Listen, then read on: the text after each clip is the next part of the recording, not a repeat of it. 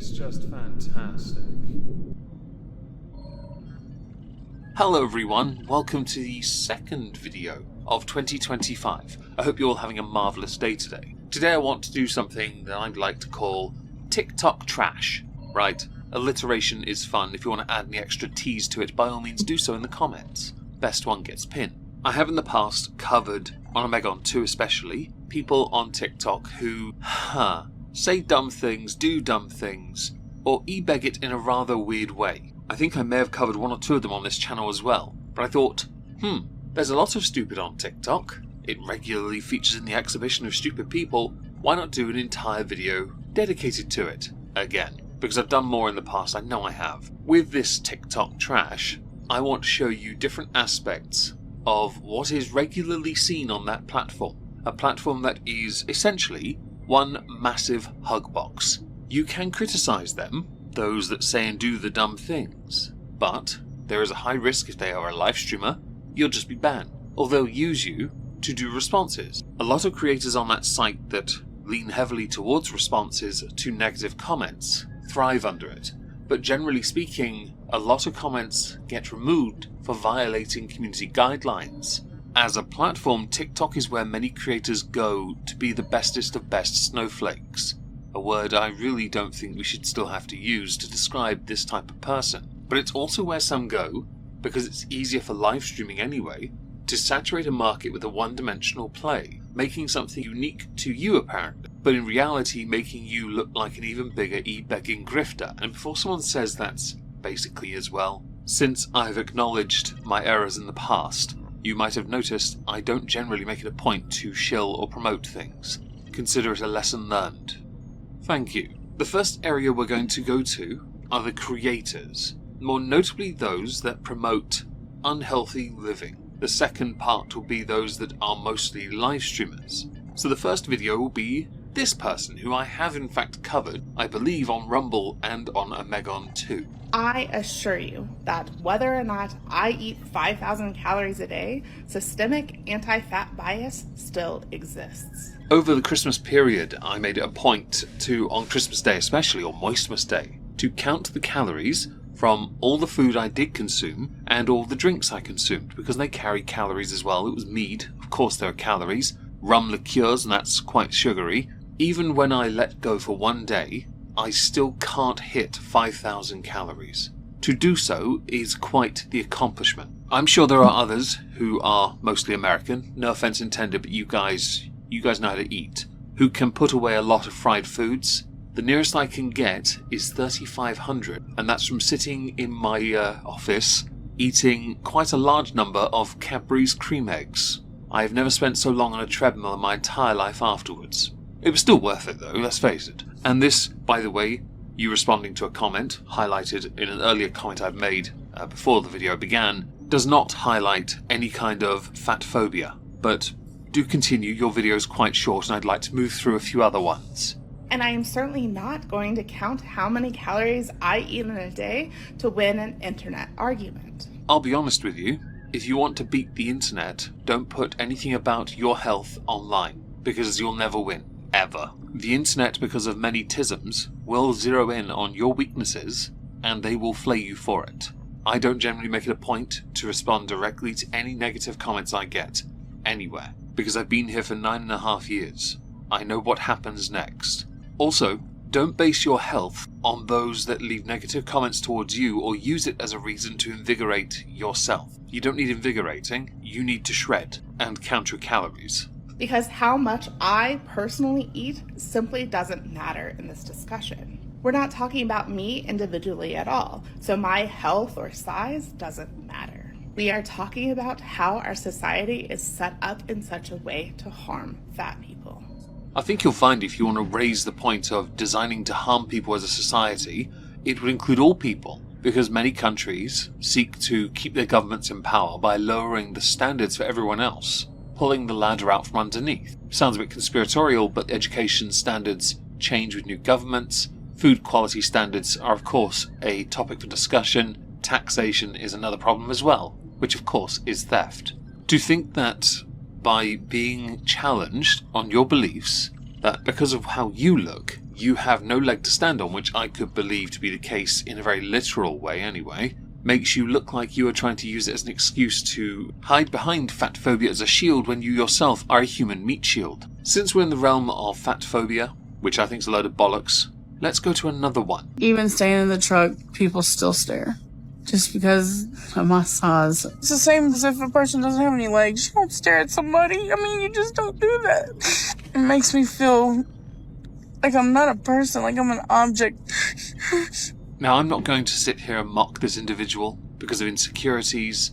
If you want to be empowered, you need to accept, and the best way to do so is to accept that humanity as a species is judgy in every country for differing cultural reasons. Even countries that consider themselves, or cities within states, consider themselves very much a melting pot. There is still a judgy nature to humanity. You shouldn't look around and care about what anyone thinks about you. I do think there is something massively unhealthy about your life choices. Of course I do. But you, like anyone else, if you want to make that change, you should do so freely. Bear in mind here, there are people who are slim, who are stared at. People that are your size that get stared at. And there are people in the middle. It's a spectrum of body shapes and sizes, okay? You are on that spectrum. That's not a joke. That is very much me stating, if you want to pass unnoticed, your best bet is to go online shopping. I'm not an exhibit. Ashley sat in the truck sobbing uncontrollably, overwhelmed by the stares from people around her. Earlier, her family had gone to the grocery store, but Ashley stayed outside. She shared that it had been a long time since she last set foot in any store due to her weight, which makes walking and standing for long periods nearly impossible. Moreover, she despises the judgmental looks she receives from strangers. So what makes this video interesting is it falls within the bracket of fat acceptance, body positivity, but it's coming from somebody who is unwilling to live with the consequence of their choices. And you're allowing that to stop you from living. And that is a consequence many people experience no matter your size, no matter your shape, your race, your gender, in fact any arbitrary factor that I really couldn't care less about. Things you allow to hold you back, okay? Self-esteem is important. The only way you're going to get there, and get any, is by simply trying. We're going to move on from this video, because I want to do one more of these fat acceptance videos before we move on to the live streamers. There are two I want to cover, one for a hook, the other for a grift. Yeah, that'll be fun. Oh God, not another one. Hi, fatty. I mean, baddie. Okay. Anyway, do you have New Year's Eve dresses? Is this for you or for someone else? For me. Don't you have plus sizes here? Oh, well, of course we do. We go all the way up to a large. Large? That's not gonna work. I need a 4X. I'm not going to deny, I can praise your willingness and confidence to make this kind of video, but when you have someone that works, allegedly, for this establishment, queried on plus sizes that themselves look like they would fit into a 4X comfortably, saying they go up to a large, something about this skit reeks of shenanigans. I'm not against people doing these kind of videos, by the way, because I find them highly amusing, but with that amusement comes a level of uncomfortable, because they're trying to make a point. The point is already lost the moment she said large, because of her own size. It's the leg to stand on thing, right? Okay. Carry on, there's a bit more to this one before we move on. We totally have something that'll fit you. Accessories fit everybody. That's fatphobic. No, we love fatties here, but you can try Torrid across the street. Bye. Courtesy of Amberlynn Feederporn-Reed, I am very much aware of the inclusive nature of Torrid from the many Torrid hauls she's done over the years. I'm also aware because of the likes of Tess Holiday, H&M have done a lot of work to be more inclusive when it comes to those additional sizes. While there is an obesity problem in a number of Western countries, they still do not make up the larger demographic, so these kind of skits fall a little flat. You may also notice that one came from Instagram instead. It was tweeted out by Alan Roberts. I follow him because, honestly, I think he's hilarious. Now, moving on from these disingenuous videos, I want to now go to the live streamers, and there are two I want to use. Both have an individual hook of their own to drum up interest in their content. You do what you have to do, but from afar, I'm going to say I feel like this is very much a one-dimensional, short-term play from somebody just sensationalizing for that attention. And I have been unfortunate enough to see their live streams briefly. I just forgot to screenshot it. I really should have screenshot it, because they were bad. Stop coming in my live and say I've fallen off, brother. I haven't fallen off. All you keep doing is entering this live and say I've fallen off. Stop coming in and saying it. I've not fallen off, mate. I've not fallen off. Seriously, I'm going to tell my dad in a minute. Dad, they're saying I've fallen off. I've not fallen off. I have seen far too many videos from this particular user doing this exact same middle-aged guy trying to act like a teenager because apparently he thinks this is some kind of American teenage school drama to drive up the interest to what he pointed towards, which was the fact that at the point this video was initially published, he was live. People were saying it in his live chats, and he had a couple hundred viewers, but it was kind of dead. Beyond that, people aren't sticking around for conversation because he himself is not the most entertaining of creators. It's like the guy who said he wasn't filming in front of a green screen. The video itself was in front of a green screen, the live stream was not. This is where you have a hook and you're doing it solely to bait out the audience. If it's not this crap, it's the NPC guys. But I'll give the NPC guys some credit. They at least live stream in various different locations as a group, some do anyway, and they will go for 8 to 10 hours and they are constantly pulling in money. It may not feel like a real job to many of us, I certainly am on the fence on this one, but I can't hate somebody for being willing to do that, because I myself can't do it. This guy though, I'm going to play a bit more of it, and then we'll go to the person I think you might recognise. Seriously, I haven't fallen off, mate. I haven't. Stop coming alive and say I've fallen off. I haven't fallen off, bruv. Stop it, mate. I haven't fallen off nowhere. I haven't fallen off. I have not fallen off. You need to stop coming alive and say I've fallen off, mate. I ain't fallen off. Stop it. Stop it, mush. I haven't fallen off, bruv. Stop coming in my live and say I've fallen off. I haven't fallen off nowhere. Stop coming in this live and say I've fallen off. I have not fallen off, mush. Seriously. Because this is an obvious attempt at reverse psychology to get people, the more casual viewers in the oiks of TikTok, to go to his live and say it, I'm not going to recommend it. In fact, I'm going to recommend no one go to his live at all, because why bother? The problem with these kind of one-trick pony plays is that you then, as a creator, have to then incentivize those that go to your live to say you've fallen off to stay. Because you're using a form that involves trolling, you now have to be entertaining enough for them to stick around. Being outraged only goes so far, and it is a very short-term play. It really is. There's no long-term play with it. Unless your intention is to do something else for them to go, oh, hang on, this guy's interesting. Oh, he's funny, this is comedy. Now, I went to this person's TikTok, and they've done a video talking about what it's like to be the most trolled person on TikTok, apparently giving out tents to people, seeming like they're a good, wholesome person, but no one's on their side. Because, again, when you play that card of trolling, it will only end that way. When you're known for that across the internet, it'll never help you promote your music. Using AI voices for Will Smith, for example, to promote yourself, not a good look. Also, I'm not entirely sure anyone wants to use Will Smith to promote themselves. That pretentious plonker has all the pull of an infant dragging a lorry. On to the last person, someone familiar. Oh, hi. I'm a beautiful Philadelphia woman who needs assistance with food. If you could help me, join my live. I greatly appreciate your assistance. This individual I've covered before, and they recently started appearing on my TikTok feed. I really wish TikTok would stop promoting things I don't want to see. This is certainly one of them. You may have noticed there, they asked for money for food, and then they recommended you go follow or click on their live. They had followers and viewers. If I win 5 battles right now, I will take a shower. I have not showered in 7 days. Join the live. Now that should jog many people's memories, perhaps, with a video I have done either here or on Omegon 2, where this person's hook is that they don't wash. They spend a lot of their time promoting their lives. They get a lot of attention. You may have noticed several hundred viewers live. They get a lot of it. Very flamboyant in nature, very body positive as well. They've got all the confidence in their house. I say that on purpose because there are a lot of creators who like to espouse that they're very body positive or confident, but they rarely leave their property. This person has done a lot of begging in the past for money because if they didn't pay their rent, even though they live with family, they were going to be kicked out of their what looks like a shack. There are certain flaws in this person's identity I noticed. I'll see if I can find the video and link it down below if you're interested. It'll be in the pinned comment.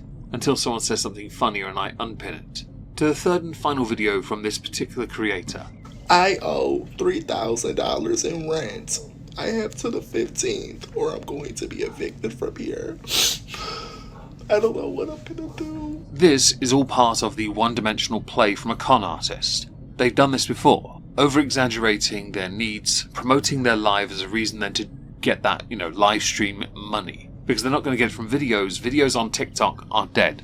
If you want to make any money on that platform, you do so via live streaming. Anyone can do it. Whether you're good at it or not is a completely different problem. I'm just so broke and I can't afford this. I have nowhere to go. I owe $3,000 in rent. They said it's because I didn't pay my deposit, which doesn't make sense because I swear I did. As you can see, the sincerity doesn't quite reach this individual's face. My issue with this kind of content is if that money really is needed, of course you should do something like get a job. Or you should do something about it.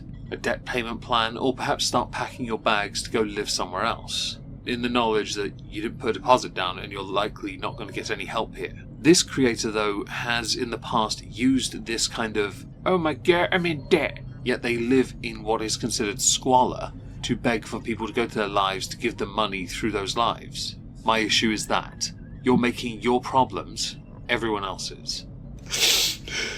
I have till the 15th to pay it, or else I have to pack my bags and get the out. I don't know what I'm gonna do, y'all. I thought I was doing good. I moved in.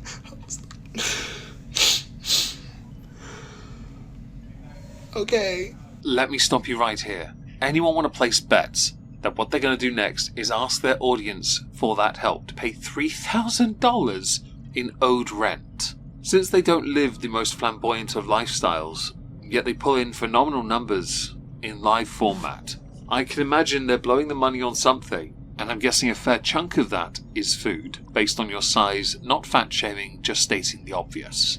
So place your bets. I'ma need y'all help. It's the only way y'all have to help me. I will be accepting donations through my Apple Pay. I will be accepting gifts. And I'm going to be accepting anything else I can find to receive a donation. I can't do that, y'all. They're trying to kick me out to the 15th. I can't afford it. My birthday's on the 15th, and a small part of me is hoping that you do get evicted, because I think that'd be a better birthday gift than I could ever receive from anyone. If only to teach you a lesson, but I doubt you'd learn it even if you were made to live in a car, or in a tent, under a bridge, using an oil drum as a heater.